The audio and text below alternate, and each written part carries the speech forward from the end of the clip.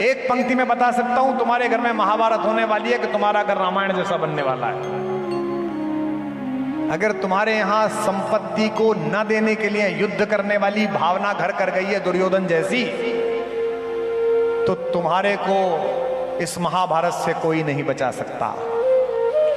और जैसा भैया कहें वैसा ही सत्य है। अगर ऐसा लक्ष्मण तुम्हारे अंदर उतर गया है तो तुम्हारे घर में राम कथा जैसा आनंद बरसेगा ही बरसेगा। श्रद्धा आई है यहाँ सुनने, तो अच्छी बात है, हम भी श्रद्धा से सुनाने आए, श्रद्धा सुनने ही आई है, और क्या चाहिए। विश्वास हम है ही, और लाली तुम श्रद्धा हो, श्रद्धा विश्वास रूपीण है। भगवान का तो यही काम है। आप पूरी दुनिया को राम कथा सुनाते हैं, लेकिन इस पूरी कहानी में आपका सबसे प्रिय प्रसंग क्या है? ये तो क्या बात हुई। इस कहानी में मुझे ये बताओ कि अप्रिय क्या है। यहां का तो खलनायक भी इतना शानदार है? रावण जैसा खलनायक, हाथ में खंजर नहीं आंखों में पानी चाहिए। हे प्रभु ईश्वर भी मुझको खानदानी चाहिए। विश्ववा का पोता है, विश्ववा का पोता है। उत्तम कुल पुलस्त मुनि नाती, पुलस्त मुनि का नाती है। ब्रह्मा के शरीर से जिसकी उत्पत्ति हुई है, जिसने शंकर जी की स्तुति में क्या अद्भुत लिखा है, कभी पढ़िए और उसके व्याकरण की भाषा के साथ पढ़िए। इसका प्रतीक शास्त्रीय अद्भुत है। महानता इसकी एक दूसरे से जुड़ी हुई है। इस हॉल में बैठे हुए लोग और जो करोड़ों लोग सुन रहे हैं, एक पंक्ति में बता सकता हूं, तुम्हारे घर में महाभारत होने वाली है कि तुम्हारा घर रामायण जैसा बनने वाला है। अगर तुम्हारे यहां संपत्ति को न देने के लिए युद्ध करने वाली भावना घर कर गई है दुर्योधन जैसी, तो तुम्हारे को इस महाभारत से कोई नहीं बचा सकता। और जैसा भैया कहें वैसा ही सत्य है। अगर ऐसा लक्ष्मण तुम्हारे अंदर उतर गया है तो तुम्हारे घर में राम कथा जैसा आनंद बरसेगा ही बरसेगा।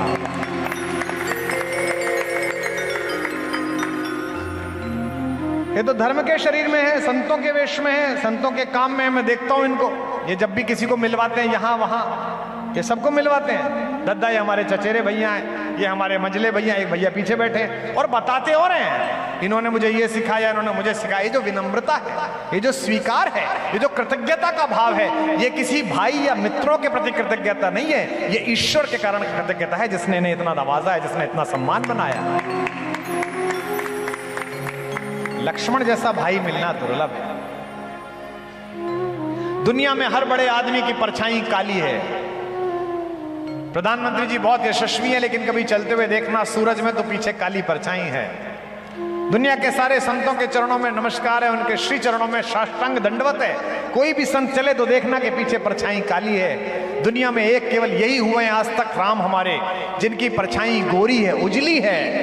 भगवान राम की उजली परछाई लखन लाल हैं। उजली परछाई केवल आज तक एक ही आदमी की, किसी की परछाई उजली नहीं है। ये चारों भाई बचपन में जब पैदा हुए तो प्रजा ने कहा कि हम राजकुमारों को देखना चाहते हैं। कौन सा प्रसंग पसंद है, कूदते हैं। अब महाराज जी समस्या ये है, उत्सव 8-9 दिन का है। कितने दिन का है? 10 दिन का उत्सव है, और राम सुनाने के लिए मुझे 3 दिन मिले हैं। 3 में कहां राम निपटे? एक दिन तो शबरी ले जाएं, मन लग जाए तो एक दिन उर्मिला ही चली जाएं, और मन लग जाए तो एक दिन तो शत्रुघ्न ही चले जाएं, जिन पे कोई नहीं बोला आज तक। लेकिन समय की सीमा है, मर्यादा है। पालने में चारों राजकुमार लिटाए गए। सोने के पालने, प्रजा के आने का समय हुआ। द्वार खुलने वाला है। बागेश्वर धाम में दर्शन के लिए जो आप लोगों की आपाधापी रहती है, जब विग्रह में इतनी रुचि है तो साक्षात धर्म जब प्रकट हुआ होगा तो कितनी पागलपन की भीड़ उमड़ी होगी, कितने लोग आए होंगे। छोटे भगवान लेटे हुए हैं, लक्ष्मण जी लेटे हुए हैं, भरतलाल जी, शत्रुघ्न जी और हमारे राघवेंद्र सरकार, सब चुप हैं। अचानक लक्ष्मण रोने लगे। इतने रोए, किसी पे चुप्पी नहीं हो गई। वैद्य आए, माओ ने हींग घोल के नाभि पे लगाते हैं ना, गैस हो गई होगी, बच्चों को लगाते हैं। ज्योतिषियों ने पत्रा देखा कि क्यों रो रहा है, किसी पे चुप्पी नहीं हुए लक्ष्मण। अब घड़ी देर होती जा रही है, भीड़ बढ़ गई, बाहर गेट टूटने लगे। पुलिस वालों ने हाथ खड़े कर दिए कि दशरथ जी के सेवकों से, साहब हम भीड़ नहीं संभाल सकते, लोग राजकुमारों को देखना चाहते हैं। कवि की भाषा में सुनिए, मेरा बड़ा प्रिय कवि है ज्ञान प्रकाश आकुल। क्या छंद भेजा उसने कि पालने में लखन व राम जी लिटाए गए। महसूस करिएगा बस कि पालने में लखन व राम जी लिटाए गए, लेटते ही करुणा सदन चुप हो गए। लेटते ही करुणा सदन चुप हो गए, लेटते ही करुणा सदन चुप हो गए। पीछे वालों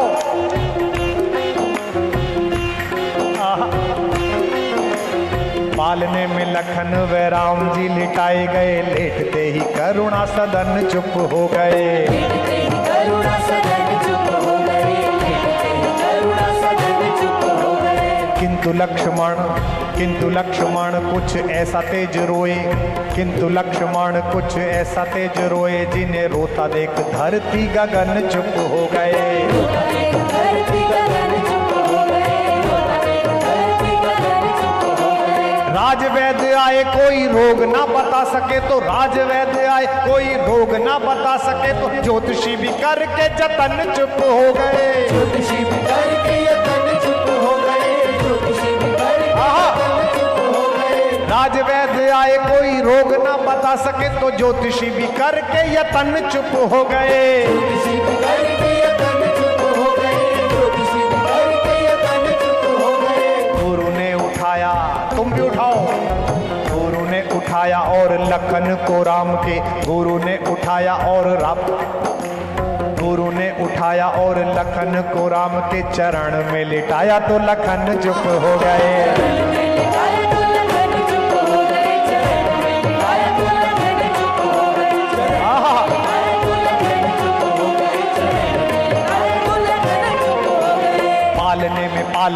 पालने में लखन व राम जी लिटाए गए, लेटते ही करुणा सदन चुप हो गए। लेटते ही करुणा सदन चुप हो गए, लेटते ही करुणा सदन चुप हो गए। किंतु लक्ष्मण कुछ ऐसा तेज रोए, जिन्हें रोता देख धरती गगन चुप हो गए। रोता देख धरती गगन चुप हो गए, रोता देख धरती गगन चुप हो गए। राजवैद्य आए कोई रोग ना बता सके तो, ज्योतिषी भी करके यतन चुप हो गए। ज्योतिषी भी करके यतन चुप हो गए, ज्योतिषी भी करके यतन चुप हो गए। गुरु ने उठाया और लखन को राम के चरण में लिटाया तो लखन चुप हो गए। चरण में लिटाया तो लखन चुप हो गए, चरण में लिटाया तो लखन चुप हो गए, चरण में लिटाया तो लखन चुप हो गए, चरण में लिटाया तो लखन चुप हो गए। बोलो लखन लाल की। किस चरित्र पर बोले? श्रद्धा पूछती है कि आपको कौन सा प्रसंग पसंद है। ऐसी माएं मिलेंगी आपको। कौशल्या की माँ का मैंने कल चरणा किया। बंदों कौशल्या दिश प्राची, कीरति जास सकल जगमाची। छत्तीसगढ़ जाता हूं तो रोना निकलता है, यहाँ से मेरी अम्मा आई है, दादी आई है, लेकिन लक्ष्मण की मैया सुमित्रा, आहा ऐसी मां मिलनी दुर्लभ है।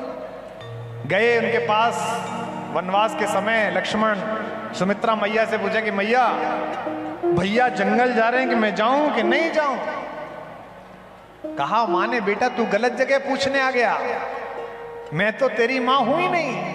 तात तुम्हार मात वैदेही, पिता राम सब मात सने। सब प्रकार से तुम्हारी मां तो वैदेही है, और तू कहता है अयोध्या में रहूं कि ना रहूं। अयोध्या क्या है? अवध तहां जहां राम निवासु, जहां राम का निवास है वहां ही अयोध्या है। ऐसी मां मिलनी दुर्लभ है, सुमित्रा जैसी मां मिलनी दुर्लभ है, जो हम सबको उपलब्ध हुई लक्ष्मण के माध्यम से। जो पे सिया राम वन जाही, अवध तुम्हार काम कछु नहीं। ऐसी कहने वाली मां मिलनी दुर्लभ है। और क्या कहती है सुमित्रा? फिर सुनो, कवि लोग कवियों को देख के मेरे मन में ऐसी गुदगुदी मचती है जैसी आपके संतों को देख के मचती है। क्या कहती है सुमित्रा मैया? यदि बांका बाल हुआ भी तो होगा भाई की सेवा में। कोई बात नहीं बेटा, अगर तुझे कुछ हो भी गया जंगल में, तू सुकुमार है, कुछ हो गया तो किस लिए? अरे भैया की सेवा कर रहा था। यदि बांका बाल हुआ भी तो होगा भाई की सेवा में, लग जाए प्राण की बाजी तो श्री रघुराई की सेवा में। देखना लाल मेरे हो तुम तो सत पर सदा अड़े रहना। ये सुमित्रा कह रही है अपने बेटे से, 14 वर्षों की सेवा में वीरों की भांति खड़े रहना। जाओ प्रसन्न रखो उनको, जो मुद मंगल के दाता हैं। फिर सुमित्रा मैया की जयकार उठेगी अगली पंक्ति पर, जाओ प्रसन्न रखो उनको जो मुद मंगल के दाता हैं। अब पिता तुम्हारे रामचंद्र, अब सिया तुम्हारी माता है। बोलो सुमित्रा मैया की। ऐसी मां जिसने लक्ष्मण जैसा बेटा जन्म दिया हो कैसी है। अब पिता तुम्हारे रामचंद्र और सिया तुम्हारी माता है, ये कहने के लिए साहस चाहिए। हॉस्टल भेजते हो बच्चे को तो 3 दिन अंधेरे में चुपचाप रोते हो कि बेटा चला गया। 14 वर्ष भेज दिया। इसी बुंदेलखंड में, इसी झांसी की मिट्टी में राष्ट्र कवि मैथिली शरण गुप्त ने वर्णन किया पंचवटी में। आप गए होंगे चित्रकूट, ऊपर एक शिला है जिस पर बैठते थे लक्ष्मण जी। कहते हैं ऐसा लगता है कि कामदेव जाग रहा है। और क्यों जाग रहा है? कुटिया में क्या है इसकी रक्षा के लिए। कवि पूछता है, जाग रहा यह कौन धनुर्धर जबकि भुवन भर सोता है। भोगी कुसुमा युद्ध योगी सा बना दृष्टिगत होता है। किस व्रत में है वीरवती है निद्रा का यो त्याग लिए। राजभोग के योग विपिन में बैठा आज विराग लिए। बना हुआ है प्रहरी जिसका उस कुटीर में क्या धन है। जिसकी रक्षा मेरत इसका तन है मन है जीवन है। ये कहता है कवि। और अंदर कौन सो रहा है? अंदर सो रहे राम, अंदर सो रही है मेरी मां सीता। क्या कहते हैं? मृत्युलोक मालिन्य मेटने स्वामी संग जो आई है। इस पंक्ति पर देखें, मृत्युलोक मालिन्य मेटने स्वामी संग जो आई है। 3 लोक की लक्ष्मी ने यह कुटी आज अपनाई है। ये लक्ष्मण है और उनकी पत्नी उर्मिला। एक दिन तो उर्मिला में बोलने में निकल जाएगा। क्या अद्भुत चरित्र है उर्मिला का। पंचवटी में जब पूरा घर मिलने के लिए गया तो उर्मिला भी गई मिलने के लिए। उर्मिला की बड़ी बहन है सीता, वो जेठानी होने के अतिरिक्त बहन भी हैं। उन्हें मन में लगा मेरी मैया को कि मैं तो फिर भी अपने पति के साथ रहती हूं, मेरा देवर तो अकेला ही रहता है। इसके मन में भी होगी कि अपनी पत्नी से मिले और मेरी छोटी बहन के मन में भी होगी कि ये दोनों मिलें। तो पंचवटी में उल्लेख आता है, मैथिली शरण गुप्त कहते हैं कि सीता जी ने कहा कि हे लल्ला सुनो, हमारी कुटिया में जरा फूलों की डलिया रखी है, वो ले आओ, माला बनानी है ना। तो लक्ष्मण जी चले। बुंदेलखंडी में क्या कहते हैं? झट्टई, है ना। बुंदेलखंड में अगर आज तक होता तो उसका नाम पता है क्या होता? अभाल। तो चले, जैसे दरवाजा खोला सामने सीता जी, उर्मिला जी तो ठिठक गए। कवि कहता है उर्मिला ने कहा, मेरे उपवन के हिरण आज वंचारी, मैं बांध न लूंगी तुम्हें तजो भय भारी। और लक्ष्मण ने कहा, मैं तुम्हें इसलिए नहीं छोड़ के आया कि मैं तप में जाना चाहता हूं, मैं इसलिए जाना चाहता हूं कि सीता के सब प्रकार से योग्य पति हैं राम। तुम केवल मेरी पत्नी नहीं हो, तुम जगत जननी सीता की छोटी बहन भी हो। कम से कम तपस्या करके मुझे इस योग्य बन जाने दो कि मैं सीता की बहन का हाथ थामने के लिए स्थिति में रहूं। ऐसा परिवार अगर है हमारे घरों में, मुझे माफ करेंगी ये हमारी महिलाएं बैठी हुई हैं, रोज टीवी तुम्हें सिखा रहा है, यही है नाचार। एक घर तुम्हें दिखाया जा रहा है जिसमें एक ही पुरुष ने घर की दोनों बहनों से शादी कर ली है और तीसरी षड्यंत्र कर रही है। यह अचानक नहीं हो रहा है, योजना पूर्वक हो रहा है ताकि तुम्हें बताया जा सके ये भी ठीक है। लेकिन तुम्हें राम की कहानी सुनिए ताकि तुम्हें पता चल सके कि माओं के बीच बेटों का बंटवारा नहीं होता है, माएं साझी होती हैं और बेटे साझे होते हैं। गांव के सब बच्चे साझे होते हैं। जब हनुमान संजीवनी बूटी लेके चले बालाजी महाराज, तो भरत जी ने उन्हें नीचे उतार लिया कि पता नहीं कौन है ये, फोर्स लैंडिंग होती है ना, फोर्स लैंडिंग करा दी। पढ़े लिखे लोग आए, ऐसा महाराज जी बता रहे थे। लग भी रहा है, पहले तो भ्रम ही था कि पढ़े लिखे हैं, पर अब ताली वाली से लग रहा है कि सचमुच पढ़े लिखे ही आए। फोर्स लैंडिंग हो गई, हनुमान जी की सेवा शुश्रूषा होने लगी। जब पता चला कि ऐसा है तो जल्दी जल्दी हनुमान जी को कोई दूध पिला रहा है, कोई मिठाई ला रहा है। बड़ा आश्चर्य हुआ। कौशल्या मिलने के लिए आई तो कौशल्या ने गले लगा लिया और कान में एक बात कही, इसे कहते हैं मां। जब पता चला लक्ष्मण मूर्छित है और अगर संजीवनी नहीं पहुंची तो प्राण नहीं बचेंगे, कौशल्या ने कहा कि बेटा राम से कह देना कि अगर बिना लक्ष्मण के आए तो अयोध्या लौट के ना आए। इसे कौशल्या कहते हैं, ये कौशल्या। हनुमान रोने लगे कि कैसी माएं हैं। सुमित्रा आई, मुझे बोलते में कंठ का अवरोध होता है इसलिए। सुमित्रा ने गले लगाया हनुमान जी को। हनुमान जी ने चरण स्पर्श किए, मैया प्रणाम। पता चला कि बेटा संजीवनी की प्रतीक्षा में मूर्छित पड़ा हुआ है मृत्यु शैया पर। मृत्यु और उसके बीच संजीवनी बूटी है। इसे कहते हैं सुमित्रा जैसी मां धीमे से कान में बोली, बेटा राम से कह देना मेरी बहू को लेकर आए, लक्ष्मण के प्राणों की चिंता ना करे। अभी एक बेटा शत्रुघ्न मेरा और जीवित है, मैं उसे लड़ने के लिए भेज दूंगी, लेकिन बहू को लेकर आए। ये माए हैं। उर्मिला प्रसन्न है, दूध ला रही हैं। जेठ जी कैसे हैं, आप कैसे हो? हनुमान जी दूध पी लीजिए, ये ले लीजिए, फल ले लीजिए, आपको सेब बहुत पसंद है, सेब लेके आई हूं। संशय से हनुमान जी ने पूछा कि मैया एक सवाल पूछूं? आप इतनी खुश दिख रही हैं, इतनी प्रसन्न मुस्कुरा रही हैं, हंस रही हैं, उधर आपके पति के प्राण संकट में मैंने बताया। तो उर्मिला ने कहा आपसे किसने कह दिया कि मेरे पति के प्राण संकट में? ने कहा वहां सुषेण वैद्य ने कहा है कि अगर मैं संजीवनी लेकर नहीं पहुंचा तो आपके पति के प्राण पखेरु उड़ जाएंगे।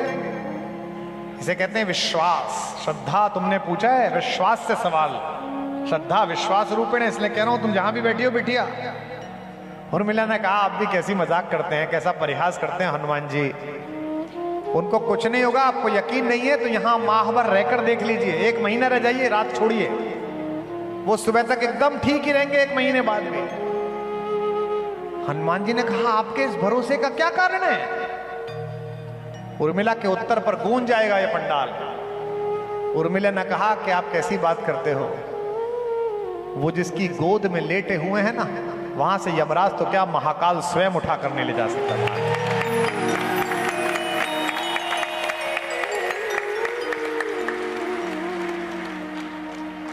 जमाई में राम निकल जाए तो मृत्यु चली जाती है उठ के कि छोड़ो अभी राम बोल रहा है। हनुमान जी ने कहा अच्छा तो फिर ये इतना सारा क्यों चल रहा है कि लोग कह रहे हैं कि वो मूर्छित हो गए हैं? हनुमान जी ने कहा, उर्मिला जी ने कहा कि वो बहुत दिन से जागे हुए हैं ना, अपने भैया के लाडले हैं, तो भैया की गोद में थोड़ी देर के लिए सोना मिल जाए इसलिए नाटक कर रहे हैं। आप पहुंचेंगे तो उठकर खड़े हो जाए। और बिटिया तुम पूछती हो कि कौन सा प्रसंग अच्छा लगता है। मैं हर बार जब 3 दिन 5 दिन बोल के आता हूं, यात्रा में जाते समय सोचता हूं यार वो वाली बात तो रह गई। मैं संकल्प लेके गया था फलां बात सुनाऊंगा। प्रारंभिक जो वंदना है, उद्भव स्थित संहार कारिणी क्लेशहारिणी, उसी की व्याख्या में एक दिन निकल जाएगा। वनगमन प्रसंग, आहा, धनुष भंग प्रसंग, कुछ भी उठा लीजिए, सामान्य बात थोड़ी है। आज गढ़ा नामक इस छोटे से ग्राम में बागेश्वर तीर्थ की, स्नेह तीर्थ की जगत व्याप्ति होने का कारण यह है कि विश्व की सबसे बड़ी संस्थाओं के अध्यक्ष यहां पर बैठे हैं। देश के सबसे बड़े चैनल समूह की सीईओ कल दोनों दिन यहीं पर है। वो तो सारे टीवी सीरियल बना रही है, बैठी है यहां। उसकी एक इच्छा थी महाराज जी से मुलाकात हो जाएगी, अपने अपने राम सुनने को मिल जाएगा। ये जो एक सुदूर बुंदेलखंड के अंचल को लोक सिद्धि मिली, ये सन्यासी बाबा की तपस्या से मिली और इनके परिश्रम से और आप सबकी आस्था से मिली कि आपने विश्वास किया, भरोसा किया, आप यहां आए। यह जो विश्वास जगता है महाराज जी, इस विश्वास की योजना है। और भगवान धीरोदात्त नायक हैं, ये धीरेंद्र हैं और मैं विश्वास हूं।